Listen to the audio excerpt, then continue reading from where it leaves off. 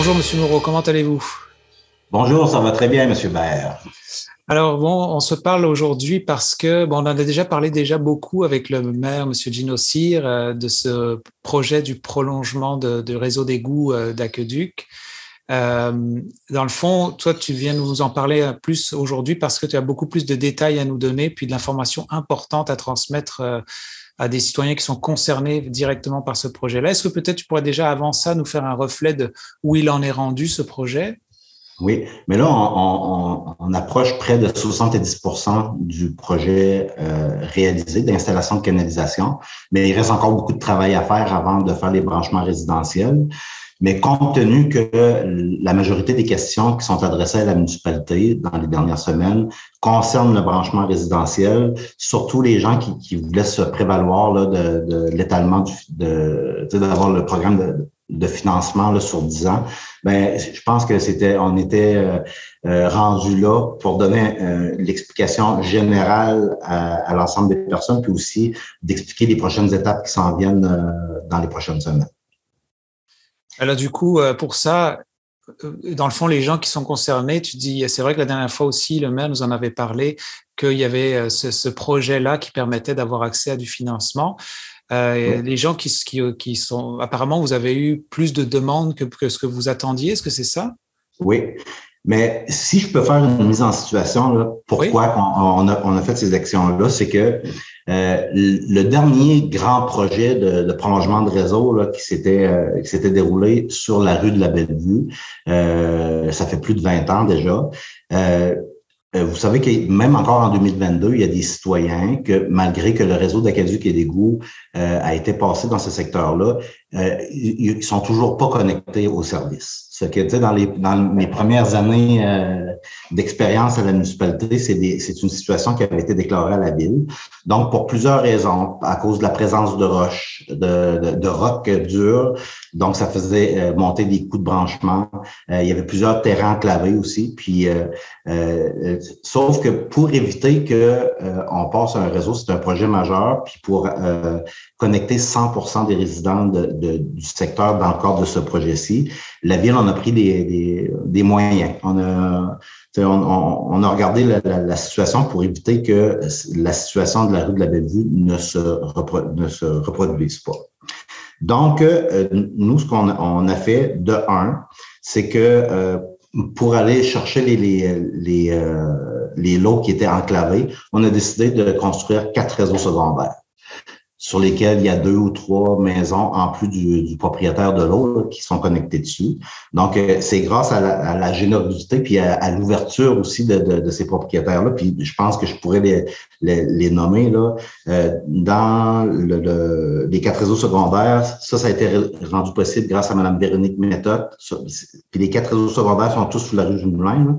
Mme Véronique Méthode, M. Yvon Comeau et sa conjointe France Denaou, M. Yves Baudin et Isabelle Langlois, ainsi que M. Daniel Cloutier, qui ont bien voulu permettre à la municipalité de construire un réseau de dimension un peu inférieure au réseau principal et de permettre aux gens qui n'avaient pas de terrain ou que le terrain est enclavé à une distance de plus de 35 mètres de la voie publique.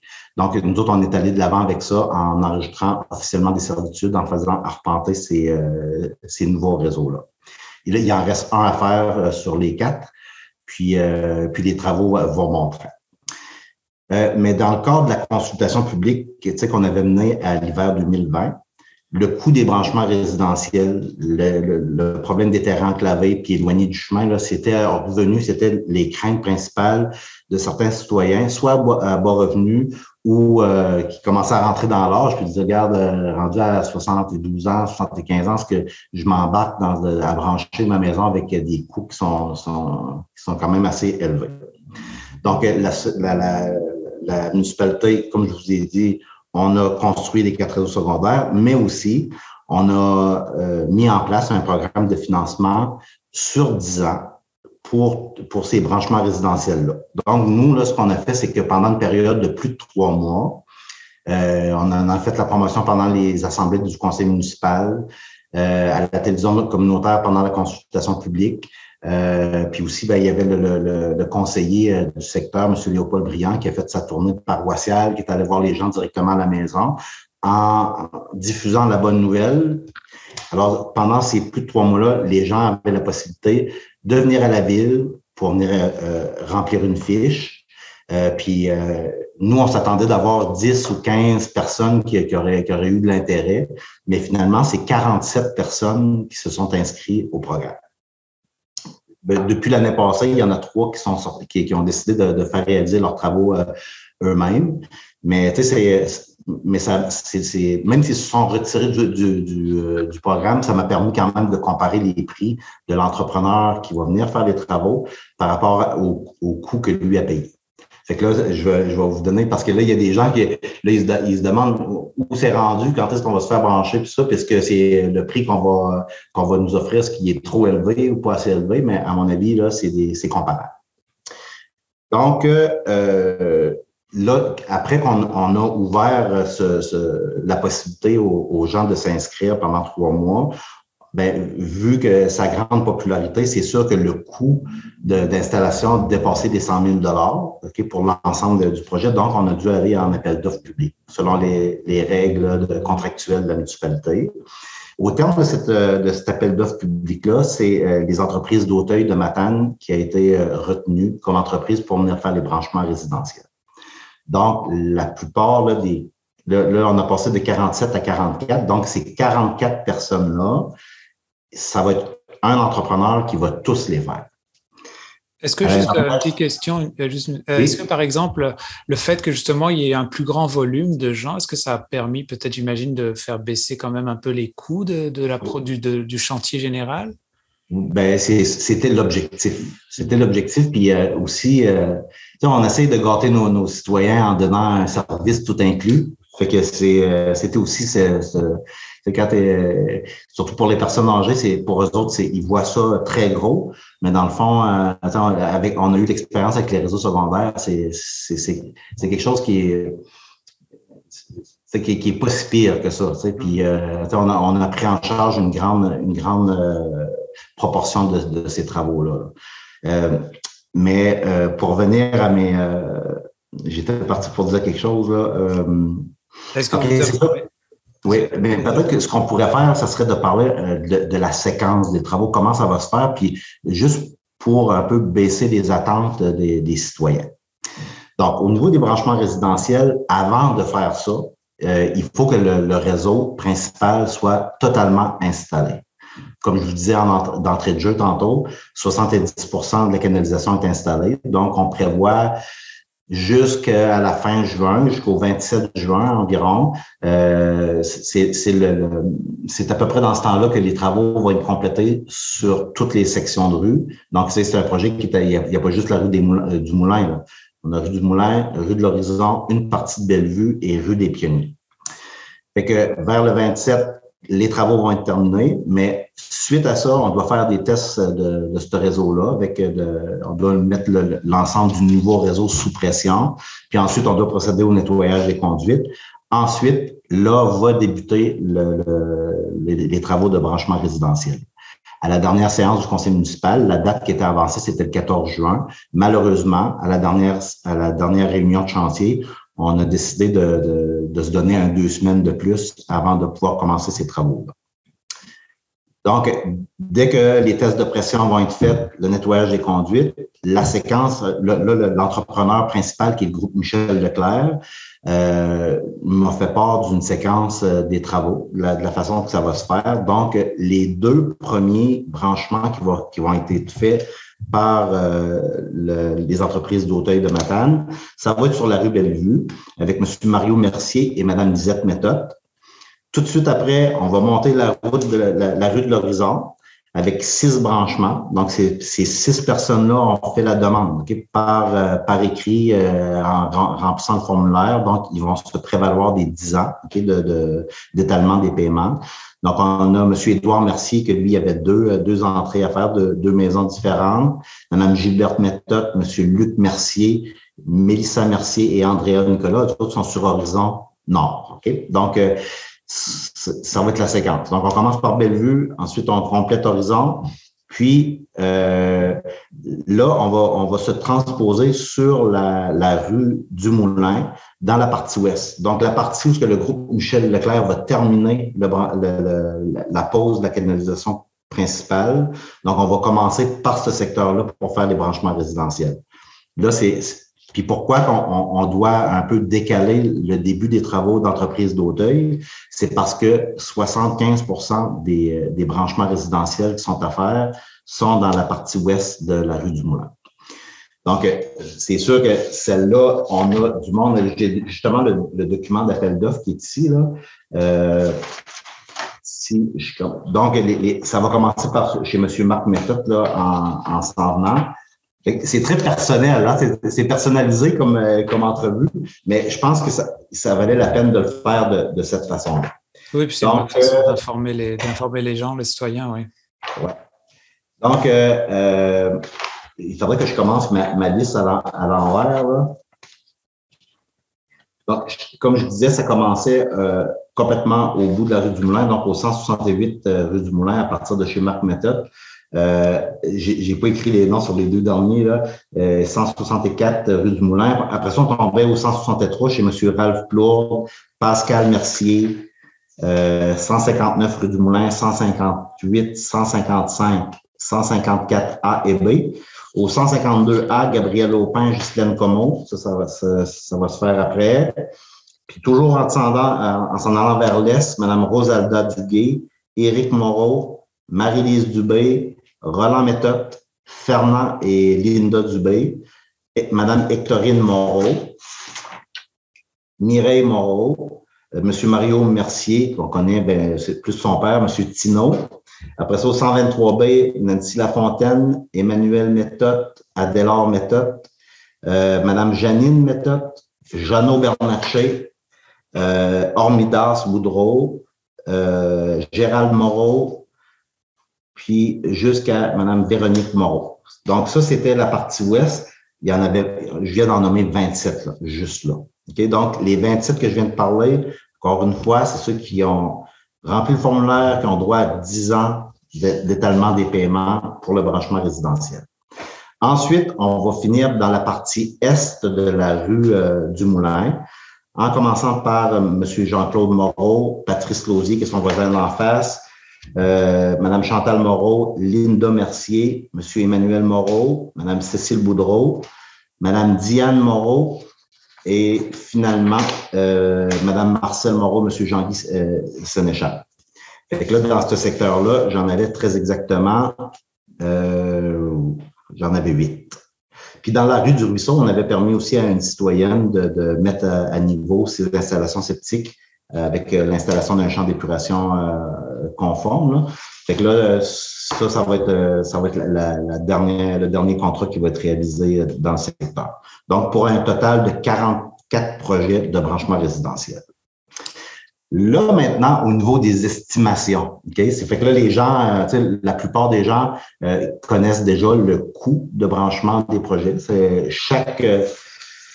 Chaque projet a été étudié individuellement en prenant en compte la distance que séparait la servitude de la voie publique, la limite de la servitude de la voie publique avec la résidence, mais aussi en prenant en compte des tests de sol où il y a des chanceux qui ont de la terre rouge sur leur terrain à une profondeur appréciable, tandis qu'il y en a d'autres que c'est sur le roc. Donc, on a pris en compte les tests de sol qui avaient été réalisés par le groupe Michel Leclerc pour estimer la présence ou non de roc, ce qui vient jouer un peu sur le coût de branchement de chaque personne. Mais le coût de branchement, ça incluait, ça c'est important de le dire, là, ça incluait la machinerie, la main-d'œuvre spécialisée, l'excavation, les canalisations, leur installation, le matériel d'enrobage pour les canalisations, mais aussi la terre de finition parce que là, dans le projet, on veut aussi améliorer les terrains de l'ensemble des personnes.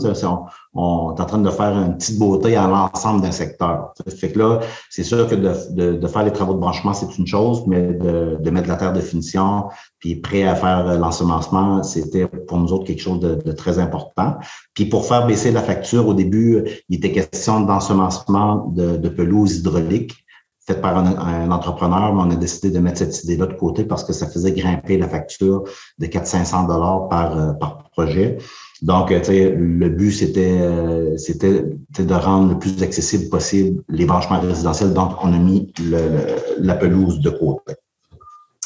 Fait que là, pour informer les gens plus précisément, ce matin, si je vous rencontrais, c'était pour aviser l'ensemble de la population que dès mercredi prochain, le 8 juin, mercredi au jeudi, soit le 8 ou le 9 juin, chaque résident qui avait fait cette demande-là à la municipalité va recevoir une communication écrite de la Ville de Grande-Rivière dans laquelle on va vous informer justement de l'estimation des coûts de branchement pour chaque résidence.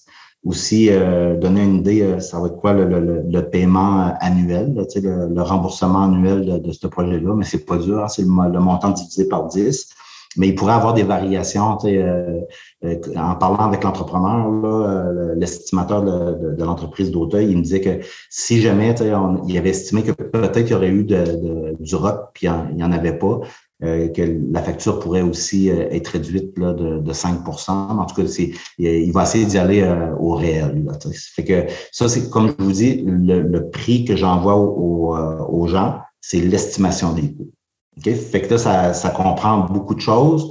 Puis c'est des travaux qui vont être faits avec de la grosse machinerie, donc des travaux qui vont être faits assez rapidement. Puis aussi, ce que je voulais dire par rapport à ça, si jamais les tests de pression ne sont pas réalisés sur le réseau principal au début des travaux de branchement, on ne pourra pas brancher tout de suite là, sur les valves de service. Là. Toutes les entrées de service, ils ne pourront pas être connectés tout de suite. Il faut que les tests soient complètement, il faut qu'on ait le OK de l'entrepreneur général. Donc, ça se peut que les travaux vont se faire sur les terrains, mais le branchement au chemin ne sera pas fait. Donc, l'entrepreneur va revenir pour faire l'ensemble des branchements, refermer puis mettre la terre de finition. Fait que c'est comme ça que ça va se faire. Donc, la lettre est prête. Mais ça qui va être important, c'est qu'à l'intérieur de l'enveloppe, chaque citoyen, il va avoir la possibilité soit de retourner là, un formulaire dans lequel il confirme qu'il a été mis au courant de l'estimation des coûts, qui accepte que l'entrepreneur fasse les travaux sur son terrain. Puis, ça doit être retourné absolument à la municipalité avant le 17 juin. Okay? Donc, mais dans l'enveloppe, là, on va ajouter une enveloppe affranchie pour être sûr qu'on met toutes les chances de notre côté. Puis après ça, on va informer l'entrepreneur que, mettons, 60% des personnes qui avaient appliqué sur ce programme-là veulent faire réaliser des travaux par lui ou non. On espère, parce que il y avait beaucoup de travail derrière juste le programme d'aide financière-là.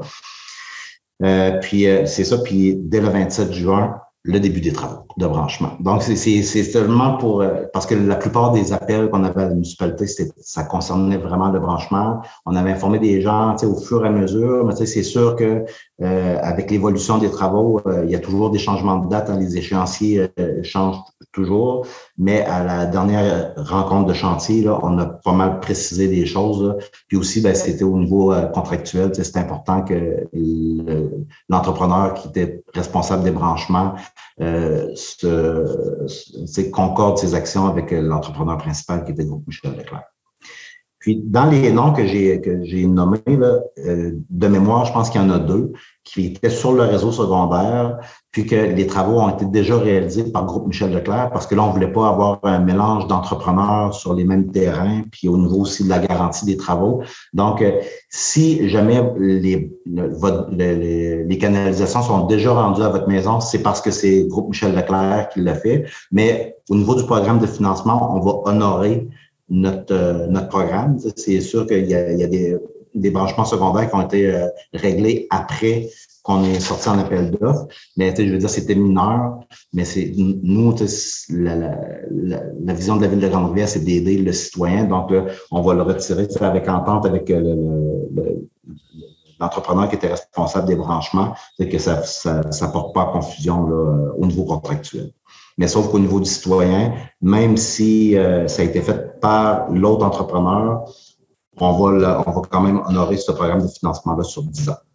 Ceci dit, les personnes qui n'ont pas participé à cet appel de projet-là, à cette possibilité d'étaler leur paiement sur 10 ans, même si vous appelez à la municipalité pour vous inscrire, il est trop tard. Okay? Fait que là, c'est comme si on dérogerait au processus d'appel d'offres. Si on est allé en appel d'offres pour 47, mais on doit s'en tenir aux 47 qui ont donné leur nom. Puis les 3 personnes qui se sont désistées, il y avait le droit de le faire. Par contre, on peut pas ajouter de nouveaux noms à ce projet-là, à moins que l'entrepreneur veuille bien aller faire les travaux là. Mais par contre, au niveau de l'étalement du financement sur 10 ans, c'est impossible, malheureusement.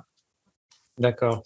Ce que je comprends bien, c'est que ça veut dire qu'il y a des gens qui n'ont pas encore validé. C'est pour ça que tu disais qu'il y avait jusqu'au 17 juin pour renvoyer l'enveloppe. Vous attendez des retours. Il y en a qui ont déjà validé et d'autres non, c'est ça? Oui, c'est ça, oui. Mais là, le but, c'est de toujours trouver des façons communes pour l'ensemble. Fait que là, pour être sûr, tu sais, que l'entrepreneur se présente pas un matin et dit, finalement, ça me tente pas je veux pas les faire, je trouve que c'est trop dispendieux. Là, les gens vont être au courant de l'estimation des coûts. Ils acceptent l'estimation des coûts, puis aussi que l'entrepreneur fasse les travaux d'excavation sur leur terrain. C'est comme une permission de travaux. Donc, qui autorise aussi la municipalité à inscrire leur nom sur le compte de taxes. Il va y avoir une ligne de taxes foncières sans intérêt de plus sur leur compte de taxes pendant 10 ans. Fait que là, ils nous donnent la permission de tout faire ça. Donc, après ça, on va pouvoir régulariser ça là, au niveau administratif dans les prochaines semaines, avant le début des travaux. Ça, on va pouvoir continuer à travailler ce petit volet-là ici dans nos bureaux. Est-ce que c'est quelque chose qui peut être dit comme une fourchette de prix approximative du minimum au maximum que les gens… c'est assez précis là, quand même. Là, c'est mesuré au mètre linéaire, puis les coûts au mètre linéaire, c'est en fonction des tests de sol qui ont été réalisés auparavant. Fait que si jamais il y a un ajustement, à mon avis, l'ajustement, on veut pas que ça coûte plus cher. Le but, c'était de regarder le projet de branchement dans son ensemble. C'est sûr que peut-être pour l'entrepreneur d'aller sur un lot, ça va coûter plus cher que ce qui était estimé. Mais par contre, peut-être que sur le terrain d'à côté, il va se reprendre un petit peu. Mais le but, c'est ça, c'est qu'on essaie de se coller sur les coûts qui ont été présentés à la Ville de Grande-Rivière sur un bordereau en bonne et due forme.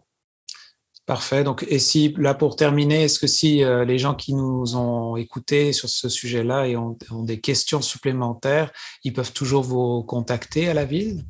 Oui, toujours directement. Les gens connaissent même mon numéro de cellulaire par cœur, mais à la Ville, directement, mon bureau, c'est le 418-385-2286. Ou si, c'est sûr que de ça ici, on a plusieurs projets en allant. Je suis un directeur qui fait beaucoup de terrain. Donc, vous pouvez laisser le message à la secrétaire réceptionniste, puis ça va me faire un plaisir de retourner l'appel dans les plus brefs délais. Parfait. En tout cas, merci beaucoup pour ton temps et pour l'information.